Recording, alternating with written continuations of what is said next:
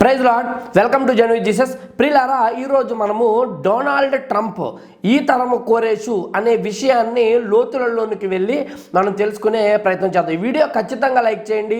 అనేక మందికి యూట్యూబ్ దీనిని రికమెండ్ చేయడానికి అవకాశం ఉంటుంది. అలాగే మన రక్షకుడు ప్రభువైన యేసుక్రీస్తు త్వరలో రాబోతూ ఉన్నారు కాబట్టి Jesus Christ is coming soon, లేకపోతే Jesus Christ is coming very soon అని కామెంట్ సెక్షన్లో మర్చిపోకుండా కామెంట్ చేయండి. అలాగే ఈ ఛానల్ ఎంతవరకు సబ్స్క్రైబ్ చేసుకోనట్లయితే సబ్స్క్రైబ్ చేసుకోండి. ప్రతిరోజు సాయంత్రం 5 గంటలకు ఒక రాకడ వీడియోతో మీ ముందుకు వచ్చే ప్రయత్నము మేము చేస్తా ఉన్నాం. మీరు అప్డేట్స్ మిస్ అవ్వకూడదంటే ఆ కార్యాన్ని కూడా మీరు మర్చిపోకుండా చేయండి. అయితే ప్రియులారా, ఇక అంశములోనికి మనము వెళ్ళే ముందు మీకు ఒక కాయిన్ చూపిస్తాను నేను. ప్రియులారా, చూశారు కదా, ఇప్పుడు ఈ కాయిన్ని కనుక మీరు పరిశీలించినట్లయితే ఇది యెరూషలేములోనే తయారు చేయబడింది. ఇందులో ఏముంది అంటే ఒక భాగంలో పురాతన పారసీక రాజైన కోరేషు, అలాగే ఫార్మర్ అమెరికన్ ప్రెసిడెంట్ అయిన డొనాల్డ్ ట్రంప్ల యొక్క పిక్చర్ ఇమేజ్ ఒకవైపు మీకు కనిపిస్తుంది. రెండో వైపు కనుక మనం చూసినట్లయితే ఇజ్రాయేలీలు కట్టబోతున్న 3వ మందిరము యొక్క ఇమేజ్ని, పిక్చర్ని మీరు చూడటం జరిగింది. అయితే ఇప్పుడు ఈ కాయిన్ యొక్క వాల్యూ ఎంత అంటే ½ షెకెల్. ఈ ½ షెకెల్ దేనిని సూచిస్తుంది అంటే ఒక వ్యక్తిని దేవుని మందిరములోనికి అడ్మిట్ చేసుకోవటానికి కావలసిన డబ్బు ½ షెకెల్. మత్తయి సువార్త 17వ అధ్యాయము 27వ వచనాన్ని కనుక మీరు చూసినట్లయితే యేసుక్రీస్తు ప్రభుల వారు కూడా ½ షెకెల్ టెంపుల్ ట్యాక్స్ కట్టినట్టుగా మనకి కనిపిస్తుంది. అయితే ఈ కాయిన్లో ఉన్న ఇద్దరు వ్యక్తులను గమనించండి. ఒక్కొక్కరి గురించి నేను చెప్పే ప్రయత్నం చేస్తాను. వీడియో మాత్రం ఖచ్చితంగా ఎండ వరకు చూడండి, మీకు చాలా ఇన్ఫర్మేటివ్గా ఉంటుంది. అయితే 2 ఇమేజ్లు ఉన్నాయి కదా, ఒకటి రాజైన కోరేషు, 2 డొనాల్డ్ ట్రంప్.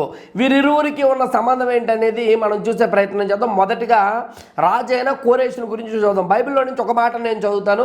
ఎజ్రా గ్రంథము 1వ అధ్యాయము 1వ వచనము. పారసీక దేశపు రాజైన కోరేషు ఏలుబడిలో మొదటి సంవత్సరమందు ఇర్మియా ద్వారా పలకబడిన తన వాక్యమును నెరవేర్చుటకై యెహోవా పారసీక దేశపు రాజైన కోరేషు మనసును ప్రేరేపింపగా అతడు తన రాజ్యమంతటా చాటింపు చేయించి వ్రాత మూలముగా ఇట్లు ప్రకటన చేసెను. ఈ సందర్భాన్ని కనుక మనం గమనిస్తే యూదులు ఇప్పుడు బబులోనులో 70 సంవత్సరాల నుండి చెరలో వారు జీవిస్తూ ఉన్నారు. అయితే ఈ పారసీక దేశపు రాజైన కోరేషు ఏలుబడిలో దేవుడు అతనిని ప్రేరేపించి ఈ యూదులందరూ కూడా తమ స్వస్థలానికి వెళ్ళిపోవచ్చు అని కోరేషు ఒక ఆజ్ఞ జారీ చేస్తాడు. అలాగే వారి మందిరాన్ని వారు కట్టుకోవచ్చు అని కూడా ఒక వెసులుబాటును రాజైన కోరేషు ఇవ్వటం జరిగింది.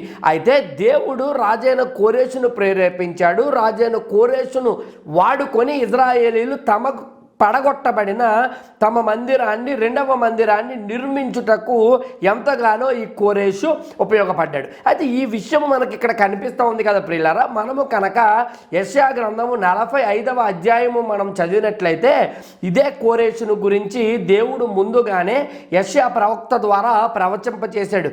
ఏమని చెప్పాడంటే యెషయా 45లో నేను కోరేషును అభిషేకిస్తూ ఉన్నాను అని చెప్పాడు. కోరేషును అభిషేకించడం ఏంటి? అతడు ఏమైనా యూదుడా? అతడు ఏమన్నా యెహోవా దేవుణ్ణి నమ్మినవాడా? మరి ఎందుకు అతన్ని అభిషేకిస్తూ ఉన్నాడంటే తన పిల్లలను సురక్షిత ప్రదేశానికి తిరిగి చేర్చడానికి కోరేషును దేవుడు వాడుకుంటాడంట. తన మందిరము తిరిగి కట్టబడటానికి ఈ కోరేషును దేవుడు మరి ఉపయోగించుకుంటాడని అక్కడ వ్రాయబడింది. అయితే ఆ మాటలు యెషయా ద్వారా దేవుడు ప్రవచింపజేసిన మాటలు ఎప్పుడో తెలుసా సందర్భము? ఈ కోరేషు గురించి, ఈ పారసీక దేశంలో ఉన్న కోరేషు ఆజ్ఞ ఇచ్చిన సందర్భాన్ని మనం ఎజ్రా 1:1లో చదువుకున్నామే. దానికి 200 కంటే ఎక్కువ సంవత్సరాల ముందే దేవుడు ప్రవచింపచేశాడు. అప్పటికి కోరేషు లేడు, కోరేషు పుట్టలేదు, కోరేషు తండ్రి కూడా అప్పటికి పుట్టలేదు. కానీ దేవుడికి తెలుసు యూదులు చెరలోకి వెళ్ళిపోతారని. ఆ 70 సంవత్సరాల చెరలో నుంచి విడిపించుటకు ఈ కోరేషును దేవుడు వాడుకుంటానని ప్రవచింపజేశాడు ప్రవక్తల ద్వారా.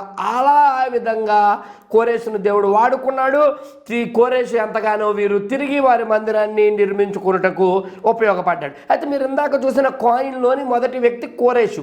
అతని గురించి క్లుప్తమైన విషయం చెప్పాను.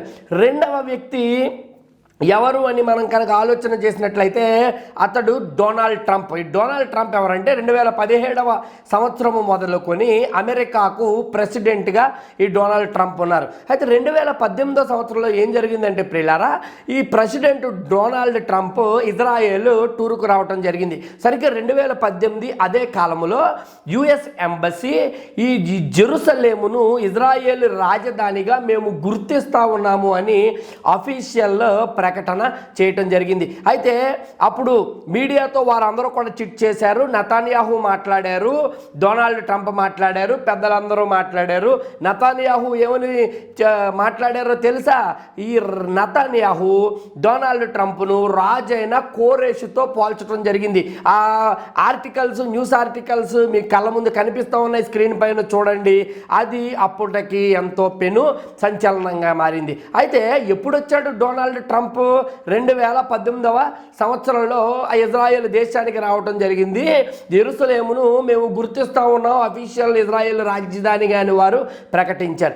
అంటే ఇజ్రాయెల్ దేశము ఒక రాజ్యముగా ఏర్పడిన సరిగ్గా 70 సంవత్సరాల తర్వాత, మీకు గడిచిన వీడియోస్లో నేను చెప్పాను, 1948వ సంవత్సరము మే 14వ తారీఖున ఇజ్రాయేలు ఒక సొంత దేశముగా, నూతన స్వతంత్ర రాజ్యముగా ఏర్పడింది. సరిగ్గా 70 సంవత్సరాల తర్వాత ట్రంప్ను దేవుడు మరి ఈ యొక్క ఇజ్రాయెల్కు పంపించడము జరిగింది.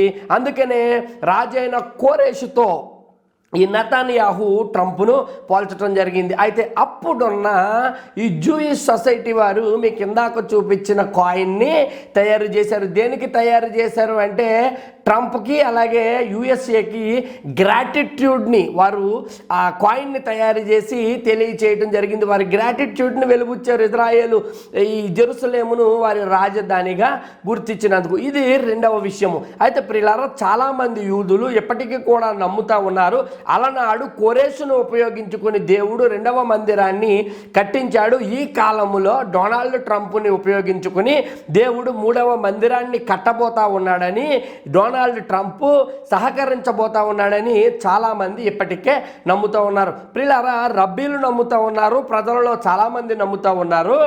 థామస్ ఆర్ హార్న్ అనే వ్యక్తి ఒక పుస్తకాన్ని కూడా రాశారు. దాని పేరు ఏమిటంటే rabbis Donald Trump top secret plan to build the third temple. మరలా చెప్తా ఉన్నాను, ఈ థామస్ ఆర్ హార్న్ అనే వ్యక్తి రాసిన పుస్తకము పేరు rabbis Donald Trump top secret plan to build the third temple. అయితే ఈ యొక్క పుస్తకాన్ని అతడు రాసి ట్రంప్ను భగవంతుడు ఉపయోగించుకోబోతా ఉన్నాడని, ఒక సీక్రెట్ ప్లాన్లో దేవుడు వారిని నడిపించి మందిర నిర్మాణము కొరకు ఉపయోగించుకోబోతా ఉన్నాడని ఆ పుస్తకంలో ఆయన అనేకమైన రహస్యాలను పేర్కొనటం జరిగింది. ఇప్పుడు అవన్నీ చెబితే ఈ వీడియోలో మనకి సమయము చాలదు. అయితే విషయం ఏమిటంటే, చాలామంది ఇజ్రాయేల్లో రబ్బీలు అయితేనేంటి, ఇతర వ్యక్తులు అయితేనేంటి నమ్మే విషయం ఏమిటంటే, ఈ ట్రంప్ ఈ తరము కోరేషు అప్పుడు 70 సంవత్సరాల చెర నుండి మరి యూదులను విడిపించడానికి తిరిగి రెండవ మందిరాన్ని కట్టుకోవడానికి దేవుడు రాజైన కోరేషును వాడుకున్నాడు. ఇప్పుడు వారు స్వతంత్ర దేశంగా ఏర్పడిన తర్వాత మందిరాన్ని కట్టుకోవాలని వారు ప్రయత్నాలు చేస్తుండగా 2018 ఆ ప్రాంతంలో ట్రంప్ రావటము, చేసిన ప్రకటన ఈ తరములో కోరేషును వాడుకున్నట్టు దేవుడు మూడవ మందిర నిర్మాణము కొరకు ట్రంప్ను వాడుకుంటాడు అని వారు నమ్ముతూ ఉన్నారు. అయితే అప్పట్లో చాలా ఆర్టికల్స్ వచ్చినాయి, చాలామంది పుస్తకాలు రాశారు ఈ అంశం మీద. తర్వాత డొనాల్డ్ ట్రంప్ ఓడిపోయేటోకి ఎలక్షన్లో 2021 అనుకుంటా బహుశా ఈ విషయము మరుగున పడిపోయింది. మరలా ఇది లైమ్ లైట్లోకి వచ్చింది. కారణము, ఈ సంవత్సరము అమెరికాలో ఎలక్షన్ జరగబోతా ఉంది. మీ అందరికీ తెలుసు, మెజారిటీ ప్రజలు నమ్ముతా ఉన్నారు డొనాల్డ్ ట్రంప్ తిరిగి అధికారంలోకి రాబోతా ఉన్నాడని. అలాగే యూదులలో కొంతమంది చాలామంది నమ్ముతా ఉన్నారు అలనాడు కోరేషును వాడుకుని దేవుడు ఏ రకంగా అయితే రెండవ మందిరాన్ని కట్టించాడు, ఇప్పుడు ట్రంప్ను వాడుకోబోతా ఉన్నాడని. అయితే ఏదేమైనప్పటికీ ట్రంప్ కనుక అమెరికాలో గెలిచినట్లయితే ఈ మూడవ మందిర నిర్మాణము కొరకు అడుగులు చాలా వేగంగా పడతాయి అన్న దాంట్లో సందేహము లేదు. ఈ విషయాన్ని గమనించవలసిన అవసరం ఉంది. కాబట్టి పిల్లరా, ఈ వీడియోలో ట్రంప్ను ఈ తరము కోరేషుగా చాలామంది ఎందుకు భావిస్తూ ఉన్నారన్న విషయాన్ని సవివరంగా మీ ముందు ఉంచటము జరిగింది. మీకు ఈ మాటలు నచ్చినాయని నమ్ముతున్నాను. వీడియో లైక్ చేయండి, షేర్ చేయండి, మీ విలువైన సూచనలు కామెంట్స్ రూపంలో చెప్పే ప్రయత్నం చేయండి. మానక ఈ పరిచర్య కోసం ప్రార్థించండి. దేవుడు మన దేశంలో దీవించును గాక. ఆమేన్.